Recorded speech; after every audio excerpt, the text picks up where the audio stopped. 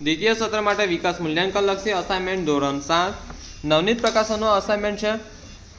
તેમાં આપણે વિકલ્પો જોઈ રહ્યા હતા અને એમાં આપણે આવ્યા છે 14મું પ્રકરણ। કયું સંસાધન નવીનીકરણીય સંસાધન છે, એટલે કે ફરીથી મળ્યા કર ક્યારેય ખૂટે ના, તો કે સૂર્યપ્રકાશ। કયું છે? સૂર્યપ્રકાશ। જો ખનિજ કોલસો ખૂટી જશે, કુદરતી વાયુ ખૂટી જશે, પણ ખનિજ તેલ એ પણ ખૂટી જશે, પણ સૂર્યપ્રકાશ ખૂટે નહીં।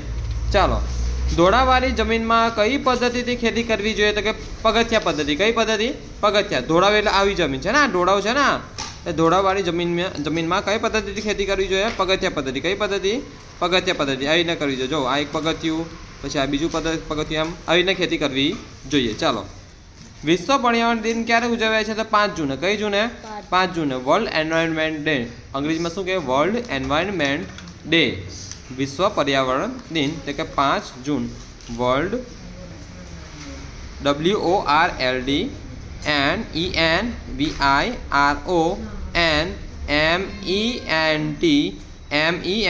DAY day. WORLD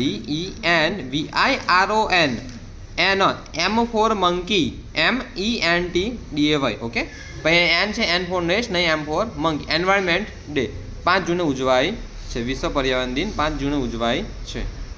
કયું પ્રાણી કચ્છના રણમાં જોવા મળે છે? તો કે ઘુડખર। કયું પ્રાણી? ઘુડખર। ઘુડખર ક્યાં જોવા મળે છે? કચ્છના રણમાં। પછી શું નાબૂદ કરવામાં આવે તો ઘણી સમસ્યાઓ નિવારી શકાય? તો કે જાતિગત ભેદભાવ। કયો ભેદભાવ? જાતિગત એટલે જાતિને લગતો ભેદભાવ। પછી વિશ્વમાં સ્વર સામ્રાજ્ઞી તરીકે પોતાની આગવી ઓળખ કોણે મેળવી છે? તો કે લતા મંગેશકરજીએ। કોણે મેળવી છે? લતા મંગેશકરજીએ, છે ને। તેમનો સ્વર એકદમ અવાજ એકદમ મધુર હતો, સરસ અવાજ હતો।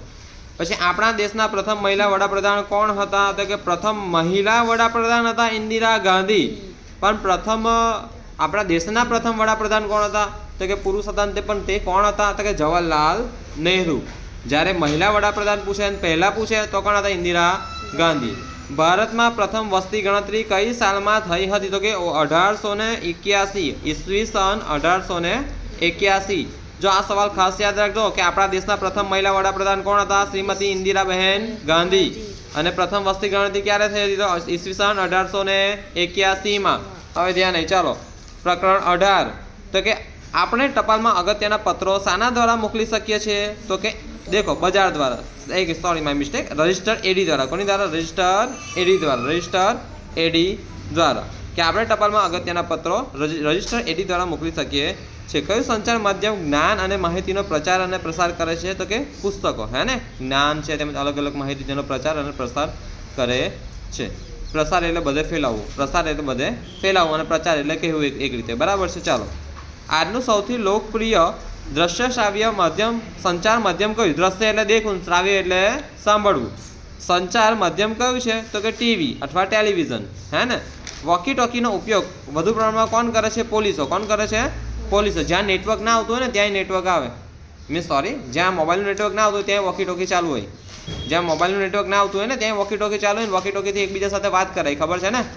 વોકી ટોકીથી એકબીજા સાથે વાત કરાય, તો વોકી ટોકીનો ઉપયોગ વધુ પ્રમાણમાં કોણ કરે છે? પોલીસો। પ્રકરણ 19, જ્યાં ખરીદનાર અને વેચનાર ભેગા થતા હોય તે સ્થળને શું કહેવાય? બજાર। શું કહેવાય? બજાર। કે ત્યાં ખરીદનાર અને વેચનાર બધા ભેગા થતા હોય તે સ્થળને શું કહેવાય? બજાર। ખેત પેદાશોનું વધુ ઉત્પાદન લેવા માટે ખેડૂત કયા ખાતરનો ઉપયોગ કરે છે? તો કે રાસાયણિક ખાતર। કયો ખાતર? કયું ખાતર? રાસાયણિક ખાતર। ખેત પેદાશોનું વધુ ઉત્પાદન લેવા માટે ખેડૂત રાસાયણિક ખાતરનો ઉપયોગ કરે છે, બરાબર। પણ આ વધારે ઉપયોગ લે ખરું? રાસાયણિક ખાતર વધારે નાખ કરે તો જમીન હાલ લાગે? જમીનને કેમિકલ વધારે ના ગમે, આપણને કેમિકલ વધારે ના ગમે તો જમીનને પણ ના ગમે। છેલ્લે જમીન જે પણ પેલા ફળદ્રુપ તત્વો હોય તેના ઓછા થઈ જાય, જમીનને છેલ્લે નુકસાન થાય। એટલે રાસાયણિક ખાતર પણ મર્યાદિત પ્રમાણમાં નાખવાનું। જ્યારે કુદરતી ખાતર હોય તો ઠીક છે, તમે નાખો, તમને જમીનનો ફાયદો થશે, બરાબર, કોઈ વાંધો આવ્યું છે નથી। પણ એનાથી આપણે વધારે ઉત્પાદન એક સમયે ના થાય, પણ એ ક્યારેય જમીનને નુકસાન કરે નહીં। કયો દેશ દુનિયાની સૌથી મોટું બજાર ગણાય છે? તો કે ભારત। કેમ ભારત દુનિયાનું સૌથી મોટું બજાર ગણાય છે?